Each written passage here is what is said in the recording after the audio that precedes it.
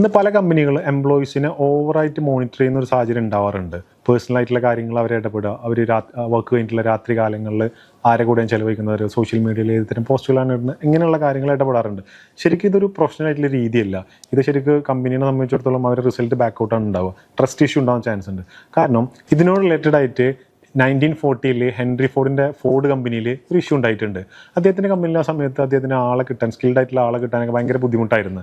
ഉള്ള ആൾക്കാർ നിലനിൽക്കുന്നില്ല. അങ്ങനെയുള്ള പ്രശ്നം വന്നപ്പോൾ അദ്ദേഹം നിലവിലുണ്ടായിരുന്ന $2 അദ്ദേഹം ഒറ്റയടിക്ക് കൂട്ടിയിട്ട് $5 ആക്കി. പക്ഷേ അതിൻ്റെ പിന്നിൽ അദ്ദേഹം 2-3 മാനദണ്ഡങ്ങളും കൂടി വെച്ചിട്ടുണ്ട്.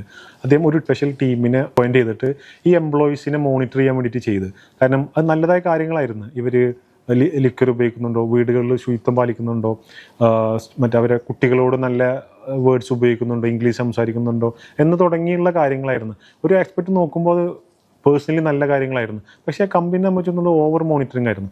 കുറച്ച് കാലം കൊണ്ട് തന്നെ ഒരു ഗ്രോത്ത് ഉണ്ടായെങ്കിലും വളരെ പെട്ടെന്ന് തന്നെ അതിൻ്റെ റിസൾട്ട് ബാക്കിലോട്ട് വരിക ചെയ്തത്. കാരണം ഇവരുടെ പേഴ്സണലായിട്ടുള്ള കാര്യങ്ങൾ ഇടപെട്ടപ്പോൾ ഇവർ ഫ്രസ്ട്രേറ്റഡ് ആയി തുടങ്ങി, ഇവർക്ക് ട്രസ്റ്റ് ഇഷ്യൂ ഉണ്ടാകാൻ തുടങ്ങി, കമ്പനിയോട് ബാക്കൗട്ട് അടിക്കാൻ തോന്നി. ഇന്ന് പല കമ്പനികളും ഇതേപോലത്തെ ആശയങ്ങൾ മുന്നോട്ട് കൊണ്ടുവരാറുണ്ട്. ഒരു പക്ഷേ ഇതിൽ നിന്ന് മനസ്സിലാക്കേണ്ടത് ഇവരെ ഇങ്ങനെ മോണിറ്റർ ചെയ്യുമ്പോൾ ഇവർ ട്രസ്റ്റ് കമ്പനിയോട് ഉണ്ടാവാതിരിക്കുകയാണ് ചെയ്യുന്നത്.